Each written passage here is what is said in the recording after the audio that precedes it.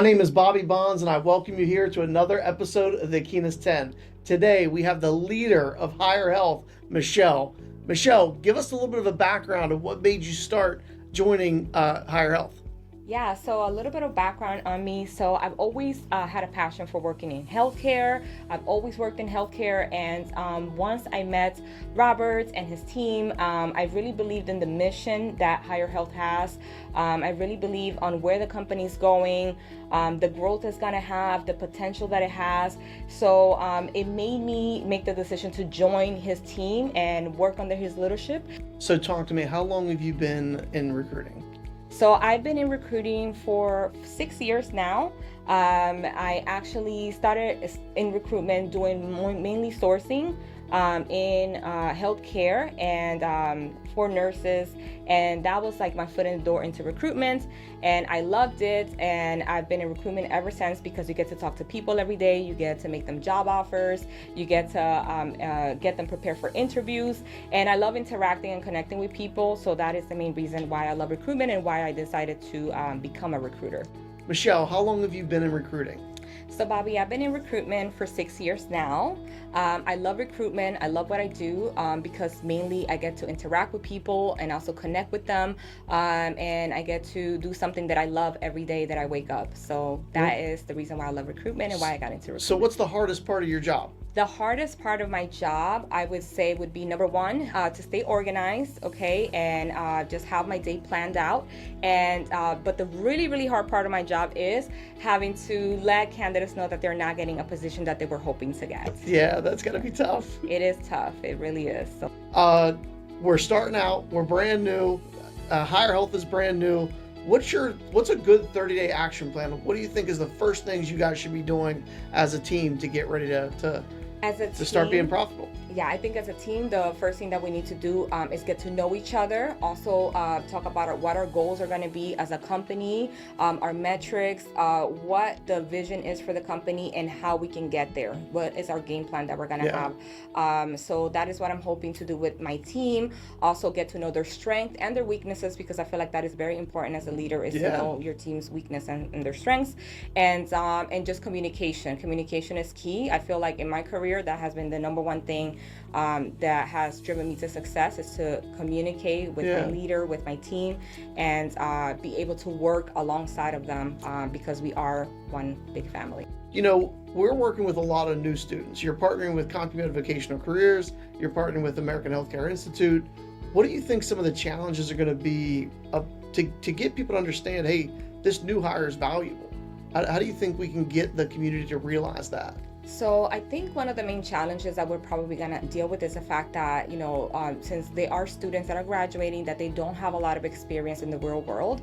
So that could be just one of the challenges that we might face. But that's why we have to let these clients know why these students are valuable, the expertise that they have, everything that they've learned while they were in school, and how they can use that skill set towards their careers that they're going to be working in. So I would say that's the number one thing. Also, a lot of things that clients don't understand is that when you are hiring students, you can mold them, you can train them. Yeah, that's a good point. Okay, and that's something that I feel like they are going to see that, and they're going to want that for our hires that we're going to place. And instead of hiring, let's say, someone that has a bunch of experience, but they already have bad habits from other companies that they come from, and it's a little bit harder to mold them into the company culture that client is going to want. So I feel like that is something that we can kind of sell to our clients in regards to our students and why they will be great for their company. Yeah, I agree. But this is a space that I've never been into before. This is new to me. We obviously have a need. We have thousands of students coming out there every month. I think that you're right. I think they're not coming with bad habits. I think that's a positive. What are some other positives you would see as a new hire coming right out of school, going into the workforce? Another positive that I see is the opportunity for growth, okay? Not only for the client's growth, but also for our students as well, okay? Also, the fact that we are one of the top schools in South Florida, okay? And we've been here a long time, and clients know our names. And if they don't know our name, we will introduce ourselves to them and tell them our history just as a school, and the number of graduates that we had that have come from our school, just how CompuMed began as a company, and then now how Higher Health began as a company, and how we're going to work together in order to being able to place our students to work. So I think that that's something that we should kind of let them know about, and that's going to immensely help us, in the future. Yeah. So you have a blank canvas in front of you. There's so many cool things that you're going to be about to do. I mean, you're going to be a part of the family now, which is super cool. Yeah. Where do you see Higher Health in a year from now? So in a year from now, I see Higher Health growing as a company. I see our team growing. I see more job openings, new clients that we're going to make relationships with. I see us just creating just events, for our students and our clients, like job fairs, career fairs, virtual career fairs, etc.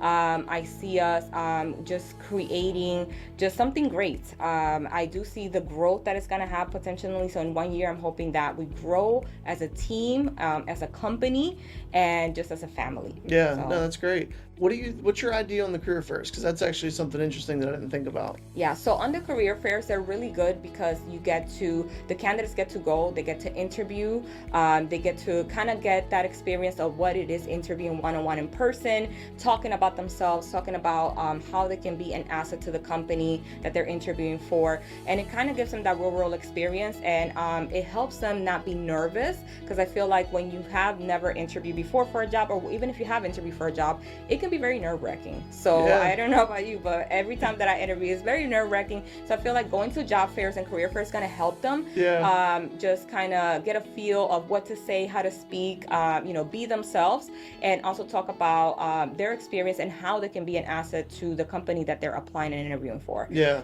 So we've been fortunate that we haven't used a staffing company a lot at our schools. We do now, obviously, with Higher Health. We've partnered with Higher Health, but we've grown from 20 employees to about 150 in the past 3 years without using a staffing company. And I know there's 3 things that I look at when I look to hire somebody. I look at somebody who is humble enough to get their hands dirty. Mm-hmm. I look at somebody that's hungry enough to want to do more. I want people that want to grow. And I look for people that are just basically not jerks. Like, I want to work with somebody that is fun to work with. Mm-hmm. What do you look for when you're looking to hire somebody? So number one, I'm looking for someone that has a positive personality. That's very important. So you have to be positive. You don't have to have the most bubbly personality in the world, but you do have to just, just be nice and be able to laugh and just, be yourself. I feel like when you overthink it or when you're thinking of what to say next, it can just be overwhelming. So I'm looking for someone that has a good positive personality. I'm looking for someone that, I like people that ask questions. Okay. I feel like, it's no question that you can ask is going to be a question that's not important or doesn't make sense. I feel like ask questions, because when you ask questions, that's when you'll get the information that you need, and you'll be able to know, right? So it's important to ask questions. And I'm also looking for someone that is motivated, like a go-getter, someone that's confident, in themselves, believe in themselves. I feel like if you're students and you're coming to our school, right, you are investing in yourself, right? It's an investment in yourself that you're making. So therefore, you believe in yourself, and you have to exude that energy and personality. Is that you believe in yourself, you believe in the skills that you can offer, you believe that you can grow as a professional and as an individual. So I would say those are the top 3 things that I look for. As you're sitting there talking to me, right, I'm thinking about my great employees, and we have had some really bad hires. Like, I have had some bad hires in my day, and I think about the qualities that they all have. What would be a quality that your bad hire has? Like, do you have one quality that you're like, man, I won't hire this person ever again?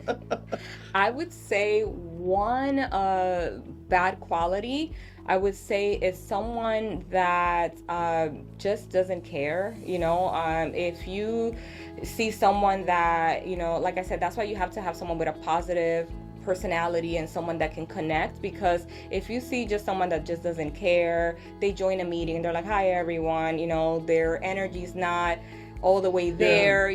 They if it's like they don't feel like they're a part of the team, I feel like that can hurt the team morale. And honestly, that's super dangerous. So you want someone that has a good personality, a positive personality, and that is going to give it their all, 110%. You come into work, like no matter what's happening in your personal life, you come into work, you're like, I'm here, you guys, what do you need? I'm here to work, I'm here to try my best, no matter what's going on. Okay, so I feel like that's part of being a professional and just being a good person overall. So that's super important. It's like someone's attitude towards how they feel about work. You can't look at work as work. You have to look at something that you enjoy doing and you like doing. But literally the one thing that I try to avoid is when I find out that somebody's entitled. Like, there's this quote that I heard one time that said, if you work harder than your paycheck will eventually be bigger than what you work, right? And I think about that, and I know I butchered that quote, but I think about that, and there's people that join our organization and within a month ask for a raise, or within 2 months ask for a raise, and they haven't even really proven themselves, and that entitlement just really drives me crazy.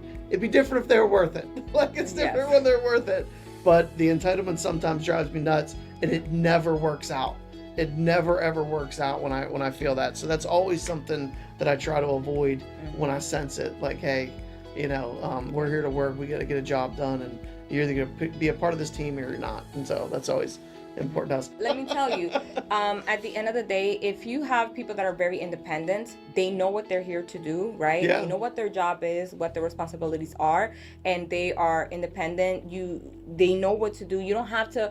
I don't like micromanaging. I don't know about you, but me as a leader, I feel like you have a lot going on your plate. You have a lot going on in your agenda. You can't be standing over everyone's shoulders, making sure that they're doing their job. So you do want people that are independent. They have accountability, and they know what their goal is, what their job is, and they're doing that, and that you don't have to constantly be checking them or say, hey, did you send this email? Hey, did you do this? No, they should already be doing it, okay? And once you meet, they can tell you, hey, this is what I need help with. That's why I mentioned communication is so important, because if you're communicating, you know what your job is, I know what my job is, we're going to get it done, and that's just end of the story, okay? So, So the Aquinas Network is a service provider. Okay. So you're going to literally have a team of 80 people at your disposal. So if you need salespeople, we got them for you. If you need marketing professionals, we got them. If you need IT work, you got it. If you need consulting, if you need accounting, that's all there for you in our Aquinas office. Wow. And so that's the power of the Aquinas Network partnering with Higher Health. Got it. Okay. All right, Michelle, thank you for joining us for another episode of the Aquinas 10. If you want to find out more about higherhealth.com, check out the website and check out our socials below.